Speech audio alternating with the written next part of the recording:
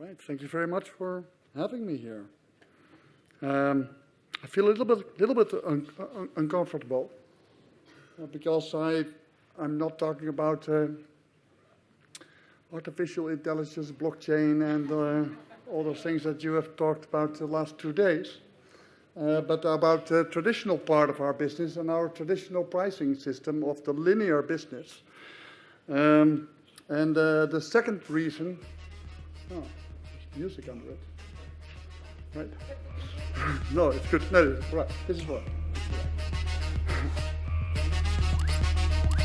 I think it will stop at a time. No.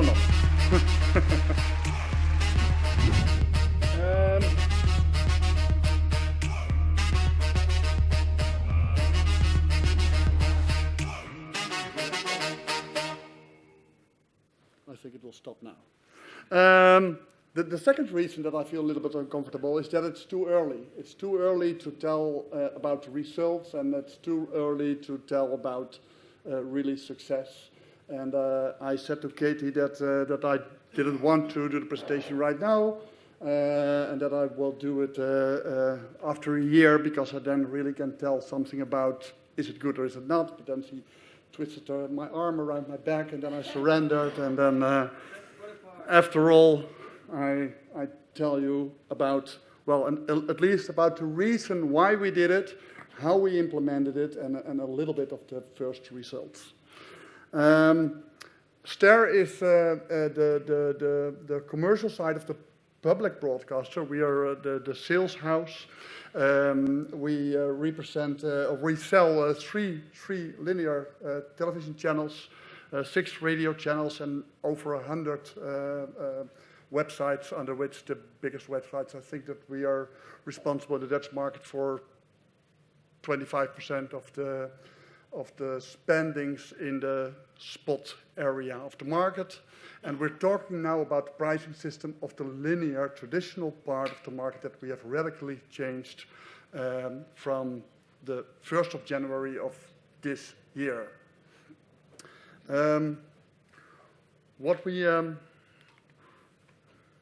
Right, it's working.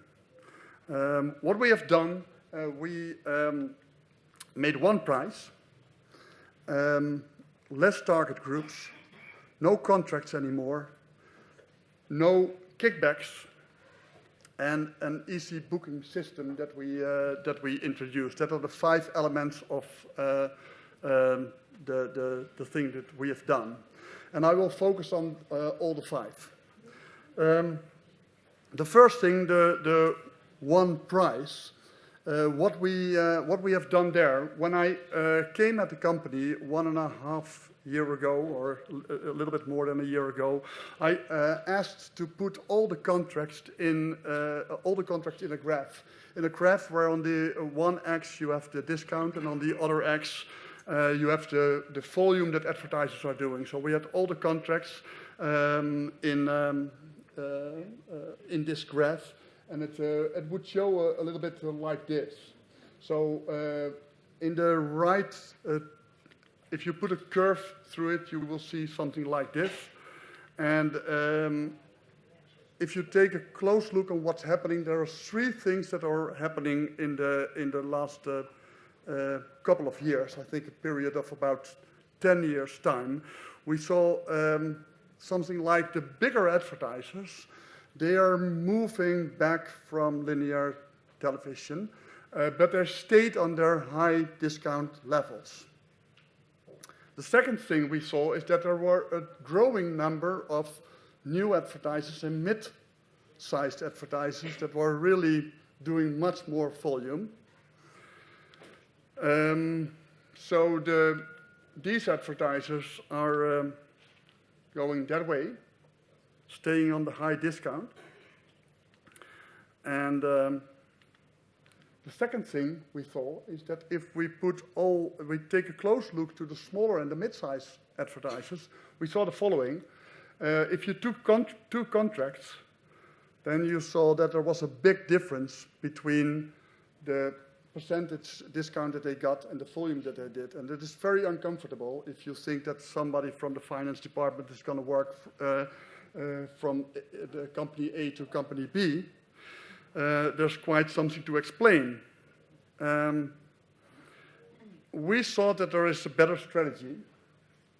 And what we have done is the following. We sell for the GRP prices, and the GRP prices in this area were on average 700 euro. And in the top corner, the bigger advertisers have the price of 450 euro, the GRP. And if you take a look at the reasoning behind this difference, then it's only how they negotiate and how the media agencies have negotiated. There is not really a reason in our cost price. If I have one client with 10 GRPs or 10 clients with 1 GRP, it's the same effort. It's all automated, so there's not really any reason to give any discount to bigger advertisers. So that's basically the thing we have done, to come with one price. One price for the basic target audiences. 500. So for the bigger advertisers, that was a price increase of about 10%. But for the most advertisers, it was a price decrease of about 20 to 30%. And well, we thought that this was a logic thing to do because of the three reasons that I explained. And I will try to explain why we think that this is logic. It's a linear television and radio is a limited capacity business. So there is not more to sell than what we have. And if you compare that to probably a more compelling example, then I try to explain it to advertisers and to media agencies as a wine yard. A wine yard where you have only 100 bottles of wine that you can produce. And if you have two big clients that buy, well, let's say 6 boxes of 6 bottles, and you sell them for €4.50. Then you, of course, you have 72 bottles sold. And 72 bottles, if you multiply that with €4.50, you would have €324. But the two clients are buying through a wine advisory agency that you have to pay a kickback. So let's say that you pay them a kickback of €10, then you have €304. And you still got 28 bottles. And you try to find 28 clients, 14 clients, and you sell them 2 bottles. So then you have 100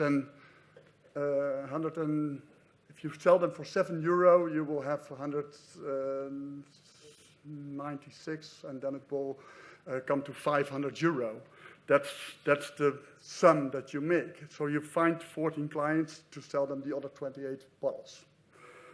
Well, we thought that it is a better idea if you just skip the kickback, make the price €5 a bottle, and then you still got €500. So probably you're not improving your business, but you make yourself less dependent of the big advertisers and less dependent of the agencies that you're paying the kickback. Well, this is basically the theory. And what we try to do is find, of course, in this example, we sell only 60 bottles to the bigger clients because they spend less. But the bottles that we have, the 12 bottles, we sell them to the 14 clients we had. And we just tell them, all right, you paid €14 for 2 bottles. If you add €1, you will have 3 bottles. And we hope, and I will show you how the first quarter is going, that we increase the number of smaller and new advertisers. The second thing is that that we decided to sell less target groups. And that's probably very contradictory to what is told about micro-targeting, but we took a close look on how people really behave. And what we have done in the last years is selling an enormous number of target groups. So if you're interested in environmental conscious man between 35 and 42 with 1 dog and 2 cars, then we made a target group for that and we set a price for that. But then you make it really, really complicated, and you step into the game that the media agencies are playing, where they try to outperform the system. So you set a price, and then the media agencies are not going to buy the target group because of the target group, but they're going to buy the target group just to outperform the system. And then you get in the whole challenge where you make it very intransparent and very complicated, and there's no advertiser that understands it at all. If you take a close look on how the people really watch our television and listen to our radio station, then you see not that much difference that is really indicated by all those elements. It brings it back to really a very simple and logical thing. The only differentiator in how people consume our mass media is gender, age, and education.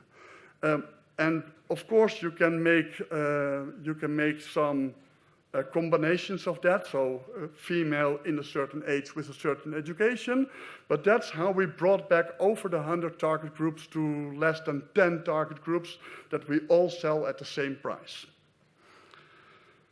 I see now that there's something wrong with the letters, but the third thing, what I said, is that we have no contracts anymore. So we have no contracts, no negotiation, not with agencies, not with advertisers. You can buy, of course, we have a contract for 1 deal, but not for a year. You don't have to commit yourself.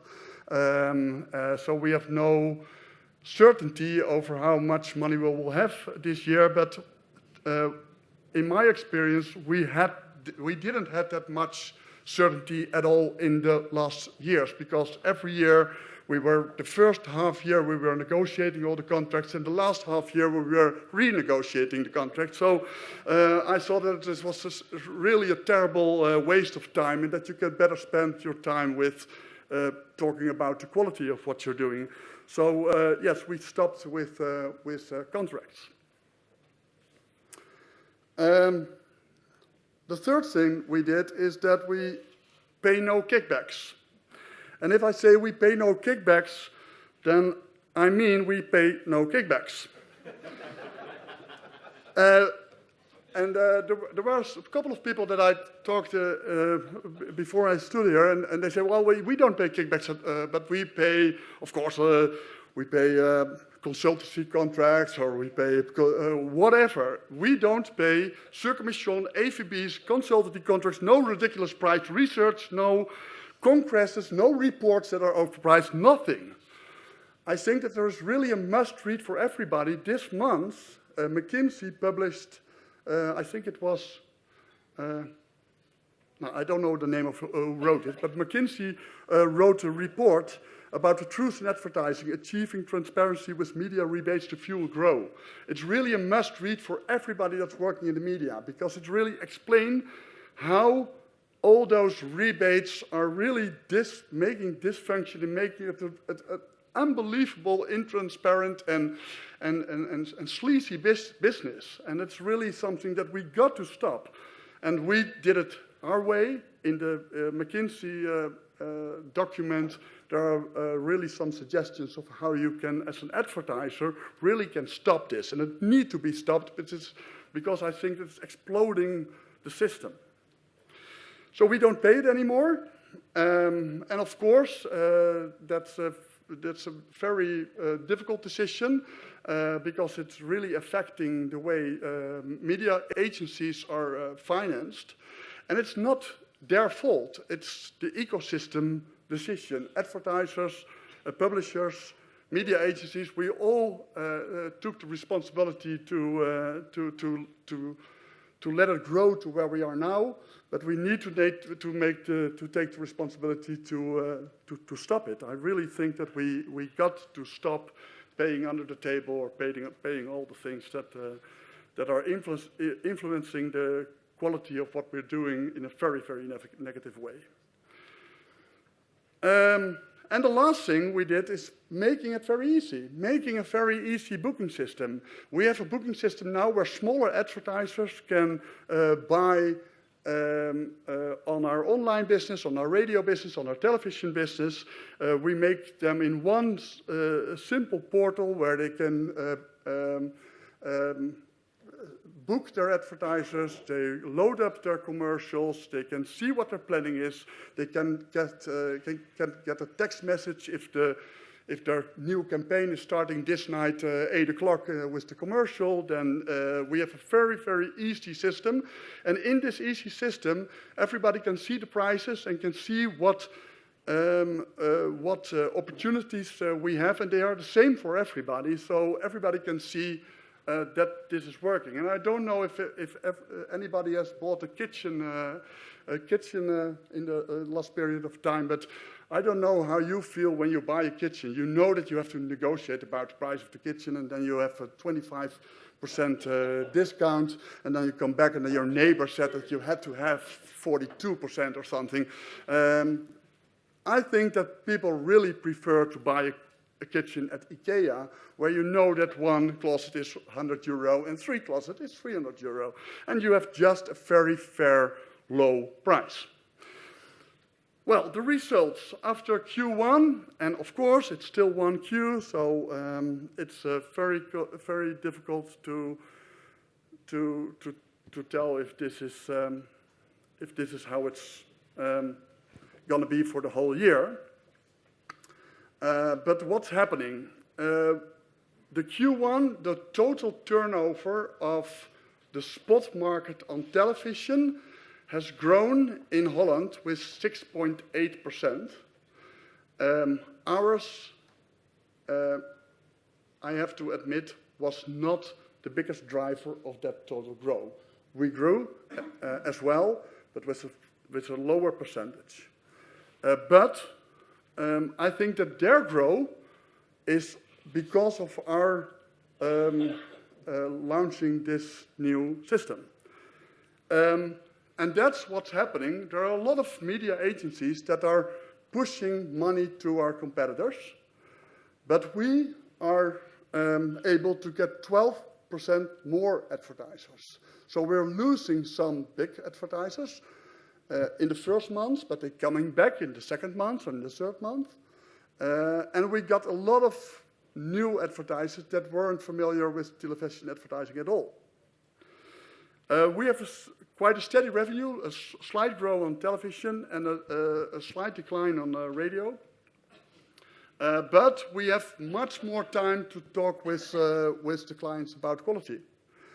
And we have taken some very better steps in our efficiency of our process because of our customer portal, but also because we have time left to chase new advertisers. And well, for the first quarter, I'm really happy what's happening, but the tough quarters just are in the near future. I think that Q4 will probably be, well, it will be a struggle.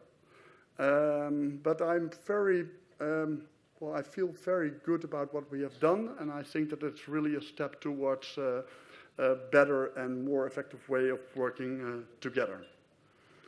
Right. That's all, folks.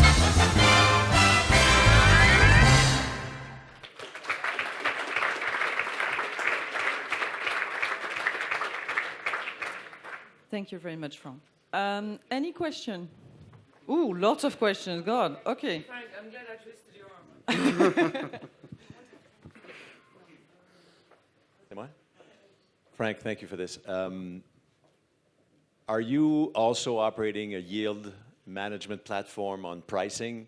Yes. So is your pricing moving as your Yeah. inventory Of is? course, we have a seasonality pattern, and of course, we have purchase options. So, of course, we have different prices. Is that what you mean? No, I mean from a yield management. So on a weekly basis, as your inventory evolves, do you adjust pricing upwards? On a monthly basis. On a monthly basis, so not on a daily basis, in the linear business. Of course, in the digital business, it's a whole different game, but we have a whole different pricing model there. Okay. Although we don't pay kickbacks in the digital field at all. So. Yep. Hello. As a consequence, has you, let's say, fired half of your sales team, replacing them by marketing teams for focus on quality?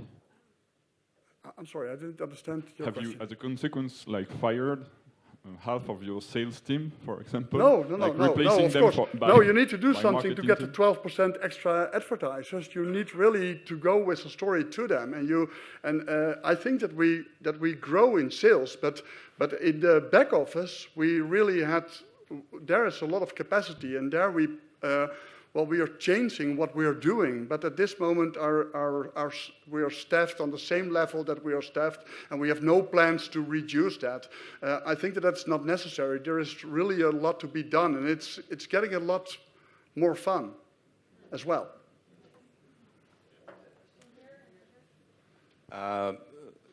Well, congratulations for the originality. In an era where there's a lot of data and targeting and so on and so forth, you seem to swim again upstream. So my question is, so if, anyway, it's still soon in the process because you only have 1 quarter of results. If you underperform the market in terms of growth, what was the results in terms of cost savings, in terms of percentage? Because you said you were more efficient, so were you able to measure No, but we are gonna be more cost efficient. But where we have less cost on the procedures and on the contracting, at this moment we have invested that in extra stuff to chase the new advertisers. So, although it gets simpler, it's also a long-term strategy. I think that we can have cost savings, but we have planned them for 2019 and 2020. It's really something that I've also said to my advisory board. This is not for this year. Probably we have budgeted a decline of turnover this year. Q1 was good, but we have estimated that this will be a bad year for us. But we really think that in a couple of years, it will heal the business, I think. Okay, next question from here. Firstly. Okay, cool. Well, I have to tell you that I bet on your system 100%, you know? I think it's a great system, but I think it's a nice to have. And I think that you can implement the system only if you have that strong position in your market just in order to impose that systems. Because if not, the big guys in advertising are going to move their investment to a different place at light speed. Don't you think so? Yeah, of course. It is the argument that we use is also that we are a public company. I think that we don't have to, that we must not be in the business of paying kickbacks. I think that it's not a normal thing to do. If you look at the example that I gave with the contracts, I think that as a public company, you shouldn't have very much difference in if it is not related to what clients are doing. And of course, our strong position lowers the risk a little bit.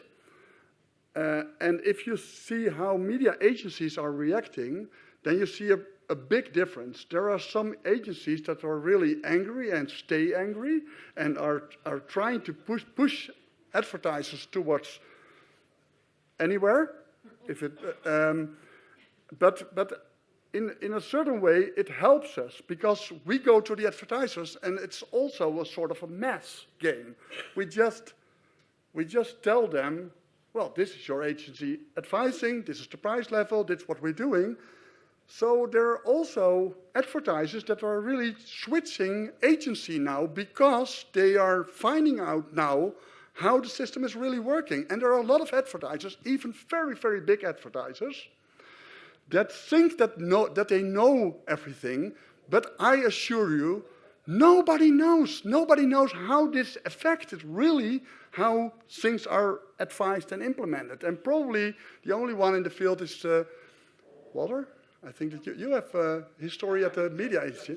Yeah. The advertisers have contracts with the agencies, Yes. which have clauses in which the advertisers insist on getting a part of these fucking kickbacks. So don't tell us here that this is not known. No. Yeah. I mean, that's bullshit. Yeah. Well. Yeah. Well, of course it's known, but it's not known. I assure you, if you read the McKinsey article, I assure you that you will find out things that you didn't know. I assure you. And the effects are not known at all. Of course you know that it exists, but it's not the level on which it exists and how it influences the choices that are made. I challenge everybody to talk with your advertiser about it. Show them how you're doing, tell them what you pay, how it influences us, and try to make it, show the numbers, just show the numbers, and then you can see how they are acting. And a lot of agencies, because they are reacting on what we are doing, it proves how rotten the system is in some fields. So, but there are also a big number of agencies that really embraced our pricing model to discuss with the advertisers the contracts where you're referring to. Okay, thanks. One question from me. Yep. Here. You are brave. We want to be brave like you. But to underwrite the bravery, please tell us, what is your audience share, your share of audience, and what is your share of revenue in your market? That'll underwrite the bravery, and I'll decide whether I can be that brave. We have in reach, we have a quarter of the market, and in turnover, we have a little bit more than a quarter of the market. On So radio and television in the linear business. You're the biggest in the market? No, we're the second in the market, but we have no non-spot propositions. We have only the spot part of the market. That's the percentage where I was talking about. RTL is the biggest in the Dutch market.